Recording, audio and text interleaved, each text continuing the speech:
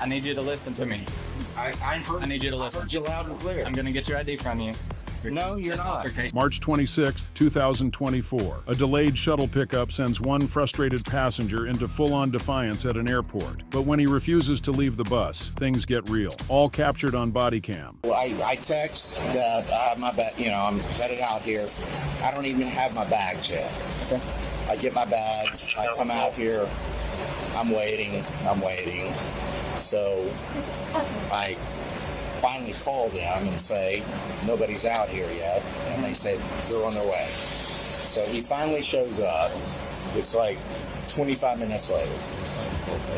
So I'm pissed. I'm aggravated. I mean, it's late. Already agitated by the wait, the man throws his golf bags into the van. But when the driver refuses service, tensions snap. What started as a delay is now spiraling into confrontation. So I'm a little pissed. I take my golf bags and I toss them in the van.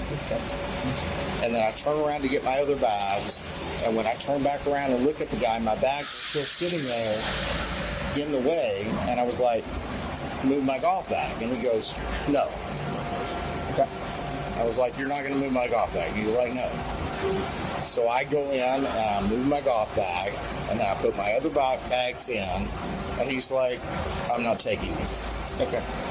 How long have you been here on the bus itself? You waited for 25? 1:17 is when I texted. Okay. 1:17. And then you waited 25-ish minutes till they got here? Till they got here Yeah, at about 20 1:40? minutes before he got here. Okay. That's good. Hang on. And then he said I hit his leg with my golf bag. Okay. Which one of y'all was driving this one? You. Okay, so tell me what's going on. Okay, I was just pulled on here, and I just about to get out of my chair to help him. He just take the golf cart and it's not like solid like that. Hit my leg. He said no. I said, hey man, what's going on? Why you do that? And he keep saying, hey, mother, and some words like he keeps saying, hey man, don't do that. And he said, move the golf cart. I said, no, I'm not gonna help if you keep telling that to me. Okay. He said, hey, and he just put his feet like that in my face. Okay. And he said, hey man, I'm not gonna take you. I called my manager. My manager said, hey, you just get him out and send me the other driver. And he doesn't. And he keep saying, he keep use that take off and something like this. I'm not. And my manager said, oh no, don't take him off. That's okay. Yeah. So he sent him to pick him up? Yes. Are you willing to take him? My manager said don't take him. He said don't take him at all. He said don't take him because apparently he is doing something else, right? So my manager said don't take him. He can take a taxi or whatever. Can he get in? Can he get into y'all's parking lot? Yeah, he can. It's With not a taxi or closed whatever? off or anything like that. The deal was ready, waiting for him. All you got to do is get in there. I was a little late showing up, so I wasn't able to get the whole story. So when I moved back to Nashville, 1994. So what are we talking about? 30 years? Mm-hmm. This company just started. And I travel all the time with work. And I started using this company at that point in time. It was independently owned. They've been great. Their service has dropped off significantly since then. But I've still used it. And so it's late. I've been on a golf trip in Vegas with buddies of mine, all week. I'm tired. I get in here late at night. I text that I've landed, and they send me the text that driver's on the way. I come out here and no driver. So I call and they say, well, yeah, you're on the way. And so then I call again and he said, you just texted like 5 minutes ago. And I was like, no. I texted 17 minutes ago. That's a lot different than 5 minutes ago. And then the driver finally shows up. So I'm pissed. So I grab my golf bags and I toss them in the van. And then I turn around and I grab my other bags. And he's just sitting there looking at me and my golf bags are in the way. And I was like, move my golf bags. So he's like, no. looks like move my golf bags. And he said no. So I got in the van, put my golf bags in them, and then I got my other bags and put them in. And he's like, I'm not going to take you. They have been using this job for 8 years. Never happened like this. Yeah. I always help. And I don't know. He just keeps saying, like, my mother. And put his face on my face, and he keeps saying, hey, hit me. Hey, man, what? This money, I'm working. You didn't have It's to. not worth your job. All right. So, according to the policy, they don't have to take you. Doesn't matter if you parked with them or not. Doesn't matter how long you've been a customer with them. They gave me the phone number for the management if you want to call them.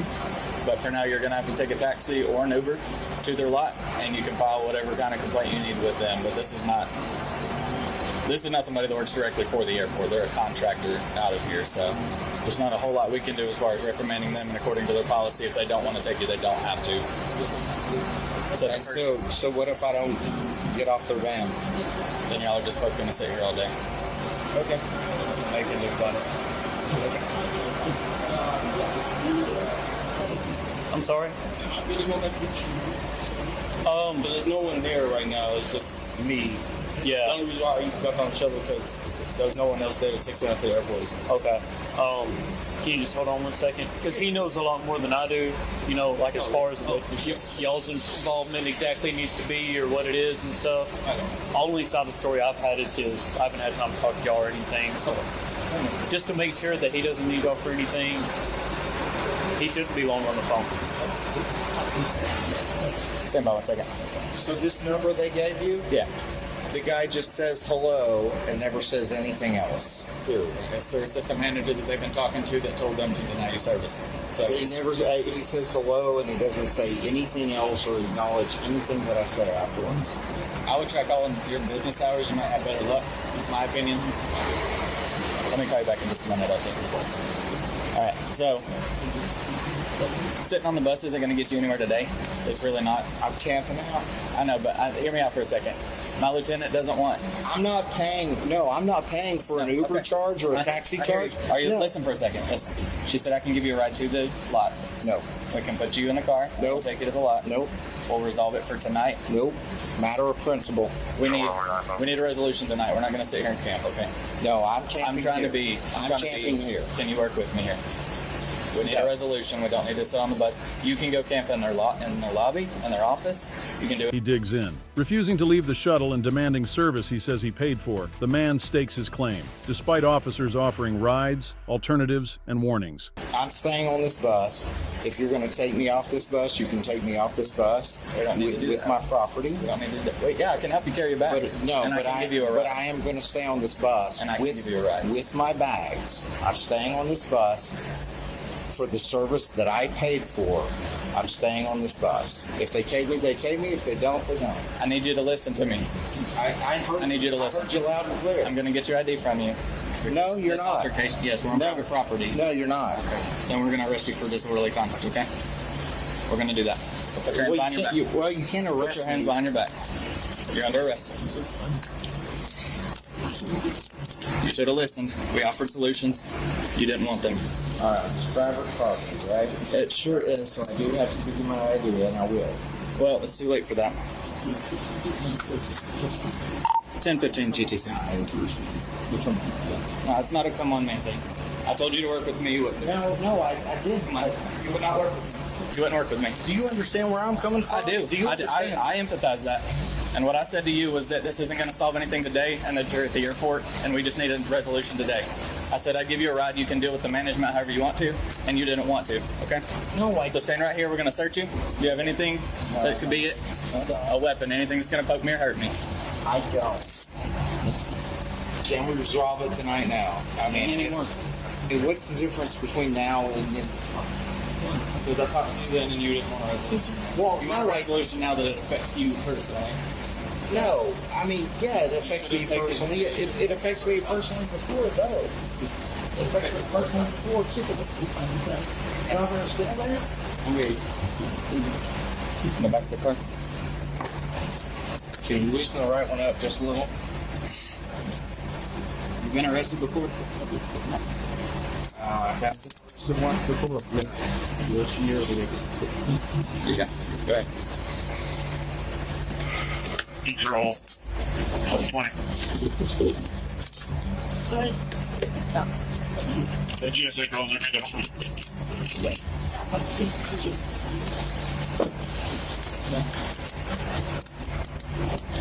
You mind getting his stuff and taking it to Hotel 11 Bravo? Hotel what? 11 Bravo. Yeah. Do you have any medications or medical conditions that you need any medication out of that bag for? Anything that you need out of that bag that you're going to immediately need while you're in jail or immediately upon getting out? No. Okay. So how was I agitated? You were holding up business at the airport because these buses can't leave with you here. You were refusing. Okay, are you listening or are you talking? Because I don't know which one you want from me. You asked a question. If you don't want me to answer, I won't answer. Hey, so you had your backpack, your carry-on, your golf clubs, and hoodie, right? That's it? Yes. Okay. Just making sure. No, sir, I'm going to take them to our station where they're going to be held. You can come back whenever you're released, get all this stuff taken care of, and they'll be there under your name and all that stuff. But that's an issue for them. That's not an issue that needs to be duked out here at the airport. And at the point in which I say you're not allowed to stay here anymore and you continue to stay, there's no resolution there. There's no fixing that. You need to fix it with corporate. But you didn't tell me I'm not allowed to stay here anymore. I did. No, I did. You said staying here is not going to resolve the issue. And I also said it's not an option. No, you didn't say that. When I said, what if I stay on the van, you said there's nothing they can do. Yeah, and that was What you said. I agree. That's what I said the first time. And then I spoke to my superior and I told you this. I was on the phone with her when you came and talked to me.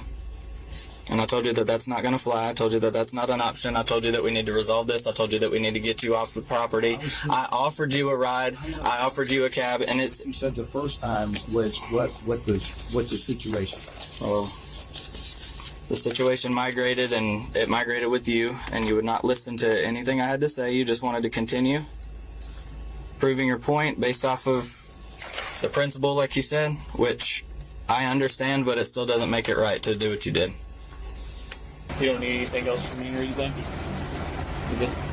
Those gentlemen good to go? I'll send them on their way. Y'all are all good to go. We don't need anything else from y'all. We got those names down. You told me that there was nothing that they could do. I could stay on the van. And I said, okay. And then you got back off, and then we talked about it more. And when we talked about it more, you wanted nothing to do with it. Right, but you didn't tell me, okay, I was wrong, that was it, and now it's arrestable defense if you don't leave. You simply said, I need to see your ID.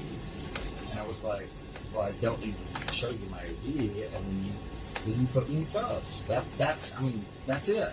That's how that went down. Yeah, that's for your idea. I told you it's private property, not public. You said you're not going to. After I'd already told you that you needed to leave and that we were willing to take you and help you. Like there was a conscious back and forth between both of us, and you wanted nothing to do with it. It was a very short, conscious back and forth, and it was after you told me that there's nothing that they can do. And the situation continued to precipitate. Yes, we've already talked about that. You didn't tell me that there was something that they could do, and now it changes. I mean, come on, man. All you had to do was say, if you don't do this, I'm going to arrest you. That's all you had to say. And there's one thing to stand on principle, and there's another thing to sit in cuffs at 2 o'clock in the morning. When I'm just trying to get home. I'm just trying to get to my car. So why did you do that? Did you think I was doing that on you? Why did I do what? Why did you arrest me? Because you were not willing to take any of the options that were given to you as alternative resolutions to the problem. You wanted to... What's up? Then I could just hang up and I'll make sure you don't need anything. No, but you just weren't listening to anything I said and taking any of the alternative resolutions. Again, impeding business. Like those guys can't leave. I told you. You told me I could stay there and there was nothing I could do. Until I did. Until the situation changed. Okay. I said you can't. I said you can't stay here. I don't know what else you want from me. I said you can't stay here. I'm good. Yep. In the end, the man was arrested for disorderly conduct and removed from airport property. Was it worth it? You decide. Drop your thoughts in the comments and hit subscribe for more intense body cam footage.